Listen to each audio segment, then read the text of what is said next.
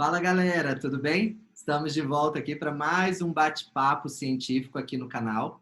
E hoje a gente também vai falar de um assunto que o pessoal sempre pede, que é sobre emagrecimento, sobre obesidade, mas hoje a gente vai falar mais especificamente sobre o controle da fome e da saciedade.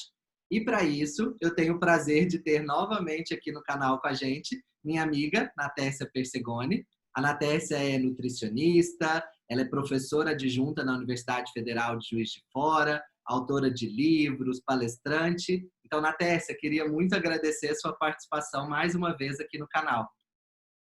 Oi, Márcio, tudo bem? Eu que agradeço, é uma honra estar aqui de novo. Que bom, que coisa boa estarmos aqui para discutirmos um assunto tão interessante. Pois é, e eu acho que uma das dificuldades quando a gente pensa, né, nesse tratamento da obesidade ou num processo de emagrecimento mesmo, é esse controle, né, da fome e da saciedade. Mas para a gente, antes de pensar talvez em algumas possíveis estratégias, quais que são as vias, né, que controlam essa fome e saciedade para a gente começar a entender o processo? Então, Márcio, é um processo muito complicado, porque quando a gente fala controle de fome e saciedade, na verdade, a gente está falando de várias estruturas, principalmente cerebrais, que acabam fazendo esse controle central. De uma maneira bem assim didática, nós temos duas grandes vias aí de controle. A gente tem a via hipotalâmica, né, que o hipotálamo tem os seus neurônios, que a gente fala que são neurônios de primeira ordem, que recebem estímulos para controlar fome ou saciedade. Então, o hipotálamo que tem esses neurônios de fome e neurônios de saciedade, e a via do que a gente chama de sistema de recompensa, que basicamente é controlada, de uma maneira bem resumida, basicamente é controlada pela dopamina. E recompensa porque significa que, de uma determinada forma, aquele alimento gera uma recompensa, e muitas vezes uma recompensa de prazer. Então, se a gente for pensar na regulação da fome e saciedade, a gente pensa nesses dois grandes eixos, né? O do hipotálamo, ele talvez seja um pouco mais complexo, porque ele recebe muitos estímulos, né? Que são estímulos periféricos, principalmente estímulos de intestino e de estômago. Então, por exemplo, a gente tem o estômago produzindo GH-relina, que vai se ligar nos neurônios de primeira ordem do hipotálamo, gerando fome.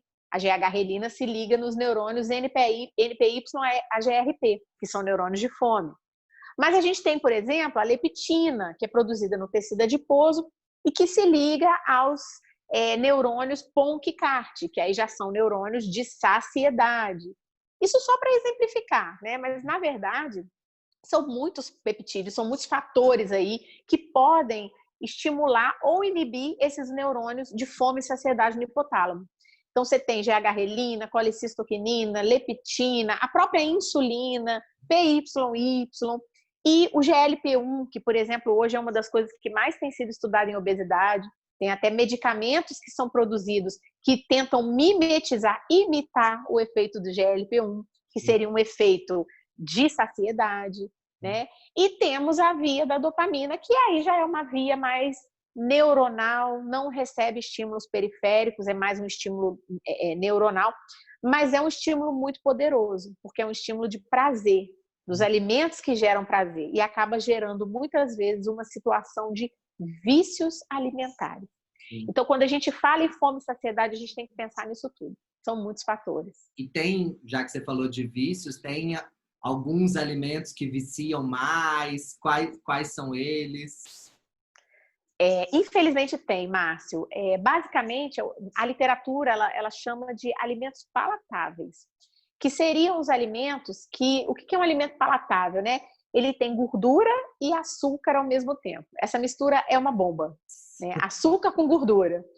A indústria sabe muito bem disso, tanto que a indústria tem vários produtos com xarope de glicose, xarope de frutose, às vezes em alimentos que nem são doces, né? Nem precisa do sabor doce, mas aquilo ali já é adicionado até porque sabe-se que o indivíduo vai ficar viciado naquilo ali, quando você mistura, né, esses açúcares concentrados com gordura. E aí, basicamente, são os alimentos que viciam. Tem estudos belíssimos mostrando que fast foods, de uma maneira geral, são viciantes. tem um estudo que eu gosto muito de mostrar nas minhas palestras, nas minhas aulas, que ele inclusive cita os alimentos. Então você tem lá cheeseburger, bacon, sorvete, cupcakes, brigadeiro, os chocolates com muito açúcar, né? Não é o chocolate de boa qualidade, mas o chocolate... O sorvete é o exemplo clássico, né? Da gordura junto com açúcar no mesmo produto, porque ali é um terror. Então, você sabe que eu sempre penso no sorvete, né? E o sorvete industrializado ele ainda tem a gordura hidrogenada, que também é péssima para várias outras coisas, né? E aí, assim, batata frita, esse estudo ele foi feito nos Estados Unidos. Então, ele fala assim, do frango frito, aquele industrializado, né, dos Estados Unidos, a batata frita também, aquela que é industrializada, daquelas redes, né, que a gente conhece, e por aí vai. Então, esses são os alimentos viciantes, os refrigerantes à base de cola, refrigerantes em geral, né, os sucos de caixinha que contém xarope de glicose, xarope de frutose. Hoje em dia, no Brasil, até iogurte, né, Márcio? Está difícil você comprar um iogurte saudável. Se você ensina para o paciente a olhar o rótulo, o paciente volta apavorado, né? Verdade. Porque é complicado. Então, esses basicamente são os alimentos que viciam, que vão estimular a liberação de dopamina num primeiro momento em grande quantidade, e aí num segundo momento aquele cérebro já não se torna tão responsivo, a dopamina já não é tão bem liberada. Quando ela é liberada, os receptores para dopamina, eles não são muito bem expressos. Resumindo, a dopamina não faz o efeito dela e a pessoa fica querendo cada vez mais. Então, o estímulo fica cada vez a pessoa quer mais e mais e mais daquele alimento em maior quantidade, para sentir o mesmo prazer que ela sentiu inicialmente. Eu acho que esse, né, falando aí da dopamina, dessa questão do prazer, aí vem o conceito mesmo, né, da fome hedônica, né, que eu acho que é um termo forte, que talvez é realmente um cuidado que a gente precisa ter, porque é cada vez mais comum, né, que é essa fome associada, essa vontade de comer associada às emoções, né? O que é essa fome hedônica? Por que é tão importante controlá-la aí num processo de emagrecimento, por exemplo? É importante e é o mais difícil, eu te diria, viu, Márcio? Eu acho que é o mais complexo, porque você às vezes até consegue controlar a fome homeostática, que é aquela da barriga doer, que é aquela, né? Existem várias estratégias, vai aumentar a fibra na dieta do paciente, você tem milhares de estratégias. Só que a fome hedônica não necessariamente é fome de verdade, é aquela vontade de comer, que pode ser só uma vontade, como pode ser uma vontade incontrolável, e alguns pacientes têm até o que a gente chama de craving, muito parecido com vício em drogas, o vício em álcool, é uma dependência. Né? Esse paciente é clássico, né? Ele chega para você e fala assim, Márcio, pelo amor de Deus, você tira tudo, mas não tira a minha Nutella, sei lá, não tira a minha Coca-Cola, não tira, né, que eu não consigo ficar sem. Isso já é uma dependência. E aí, muita gente hoje em dia fala sobre isso, muita gente chama a fome hedônica de fome emocional, tá certo. O que não tá certo é a gente simplificar isso. Porque às vezes a gente pensa assim, então se é fome emocional, então basta eu controlar minhas emoções. Como se fosse fácil, né? E não é. E tem que pensar que essa fome emocional, ela pode até ser emocional, mas ela tem estruturas químicas que controlam. Ela é controlada por neurotransmissores. Então, não basta você querer não comer, não basta você falar, eu vou ter força de vontade. Não é assim. Existem modulações nutricionais variadas, né? A principal seria a redução da inflamação, por exemplo, no cérebro, para que você consiga controlar esse ímpeto, essa urgência em comer aquele alimento que te viciou. E isso é fome hedônica. E aí, se for pensar em algumas dessas possíveis estratégias, né? Pensando em dar algumas dicas aqui, falou da inflamação, aí a gente poderia pensar então numa dieta anti-inflamatória, nesses alimentos com poder anti-inflamatório, tipo cúrcuma. Sim. Na verdade, a redução da inflamação é uma das principais modulações da fome hedônica. Inclusive, tem via bioquímica mostrando que quando você tem citocina inflamatória elevada, você reduz a dopamina. E tudo que você não quer é reduzir a dopamina. Porque quanto menos dopamina você tem, mais vício você tem aquele alimento. É uma loucura, é uma tentativa do seu organismo de compensar. né? Você quer, é literalmente um sistema de recompensa, ou seja, sua dopamina está baixa, você quer fazer com que ela aumente para você sentir o prazer que você sentia antes com aquele alimento. Então, inflamação para a dopamina é terrível. Realmente precisa fazer uma dieta anti-inflamatória. Então, é o que você falou, entrar com cúrcuma, entrar com resveratrol, né, do suco de uva orgânico, entrar com as ervas, especiarias, não ficar usando o tempero pronto em casa, cuidar da qualidade da água, né? Porque a gente sabe hoje que nem todo filtro filtra a água adequadamente, ele filtra a sujeira, mas e os metais pesados? Né? E as contaminações? Então, são muitas estratégias, utilizar alguns chás, alguns polifenóis, né? A gente tem aí muitas estratégias para diminuir a inflamação, tá? E existem até estratégias medicamentosas, viu, Márcio? Dependendo da situação, pode ser necessário. Ah, entendi. E pensando, né, já que envolve muito emoções, se a pessoa às vezes estiver muito ansiosa, tal, se a gente fizer também uma modulação de serotonina, pode contribuir? Isso. Contribui, sem dúvida, porque aí é uma outra via até que a gente ainda nem falou, né? Muitas vezes a pessoa triste, tem até um bonequinho que eu gosto muito, que o bonequinho fala assim, eu tô triste, eu como, eu tô chateada, eu como, eu tô feliz, eu como, eu tô ansiosa, eu como. Que é isso, né? A pessoa que é muito ansiosa, muito triste, ou muito eufórica, ou não tem paciência, geralmente ela desconta na comida. Então, sim, você modular serotonina é fundamental, até para dar uma acalmada para a pessoa conseguir também. Eu sempre falo, sabe, Márcio, que a pessoa, não adianta você prescrever um plano alimentar e não dar condições para o paciente seguir. O bom profissional, ele tem que oferecer condições para que aquela pessoa consiga seguir. Sim. Porque não se trata de força de vontade, né? Verdade.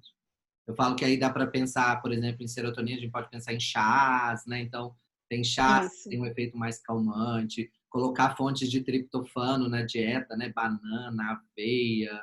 Acho que é começar a tentar ir modulando esses processos com a alimentação e, quando necessário, se necessário, uma suplementação, né? Modular intestino, né? Sim. Tudo isso é importante. Que pode talvez também estar relacionada com essa sensação de fome, na verdade, é uma pergunta para especialista, com relação à insulina, porque eu vejo, sabe uma coisa que eu reparo muito no consultório, e eu falo isso? Às vezes a pessoa fala assim, nossa, eu tenho umas compulsões, eu tenho muita fome em tal horário. Só que às vezes você vai ver aquilo é porque a pessoa não fez tudo errado ao longo do dia, né? Ela não toma café direito, ela não almoça direito, vai faltando energia, chega lá no final do dia, tá com uma fome enorme. Eu acho que, então, se controla um pouco esses processos, também ajuda, não ajuda? Sim, até porque a insulina, se você for parar para pensar, né, a insulina ela flutua de acordo com o que você come ao longo do dia. A própria insulina, ela atua, né, em neurônio, tanto o neurônio de saciedade quanto o neurônio de fome no hipotálamo. Então, se você tem uma variação de insulina muito abrupta, né, aquelas coisas, né, você tem um pico, cai, isso vai aumentando a fome. Então, a insulina, por isso que a gente fala, né? Eu brinco e falo assim, dieta de baixo índice glicêmico é bom para tudo, porque se você faz com que essa insulina não aumente tanto, você consegue, nossa, acho que 70% aí para modular a fome do paciente, né? É fazer realmente essa boa divisão, a antiga divisão que a gente sabe que tem que fazer ao longo do dia, né? Verdade. E eu falo que, pensando, né, fechando aí tudo que você falou, é comida de verdade, né, gente? Quanto menos ultraprocessado, quanto menos alimento industrializado, né? Porque, como você mesma disse, esses alimentos, eles geram um prazer, mas, ao mesmo tempo, eles diminuem a dopamina. Então, se eles começam a diminuir a dopamina, a pessoa mais quer o alimento ainda. Aí o ciclo não para, né? Então, é tentar tirar isso e comer comida de verdade, né? Vamos valorizar o alimento e tirar esses industrializados o máximo que puder.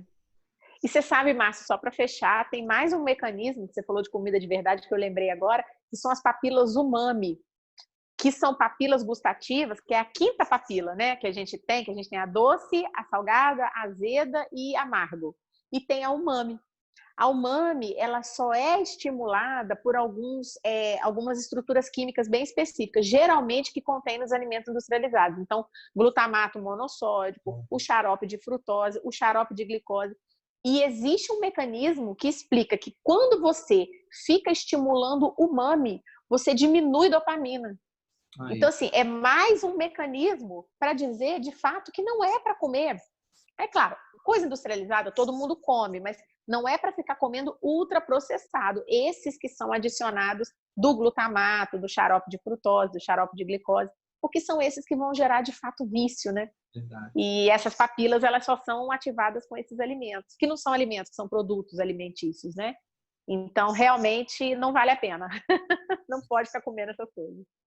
Viu, né, pessoal? Olha o tanto de dicas. Tenho certeza, Natécia, que todo mundo adorou o vídeo. Claro, né? Eu falo que a ideia nossa aqui no canal, Natécia, é trazer, levantar hipóteses para que agora os profissionais vão, sentem, estudem melhor essas Isso. guias, estudem a fundo, porque aqui em 15 minutos a gente não consegue, não é uma aula. A gente está aqui levantando pontos importantes na nutrição para forçar todo mundo a estudar e discutir e debater esses assuntos. E eu tenho certeza que você fez aí grandes contribuições. Então, queria agradecer a sua participação mais uma vez. É sempre um prazer ter amigos aqui com a gente no canal. Eu que agradeço, Márcio, e parabéns pelo trabalho. Eu acho que esse trabalho social que você está fazendo é um trabalho maravilhoso. E é isso, a gente tem que incentivar os colegas, os nutricionistas têm que ser cada vez melhores. Conte comigo, obrigada mais uma vez pelo seu convite. E sucesso! Eu que agradeço. Eu falo que conhecimento está aí para ser compartilhado mesmo, né? Então, Isso. pessoal, se você gostou do vídeo, lembra de se inscrever aqui no canal, ativa o sininho para as notificações. Se você está assistindo pelo Instagram, compartilha isso nas suas redes sociais, marque quem você quer que assista e a gente se vê num próximo vídeo. Então, obrigado, Natécia. Até mais, Tchau, pessoal. tchau. Obrigada.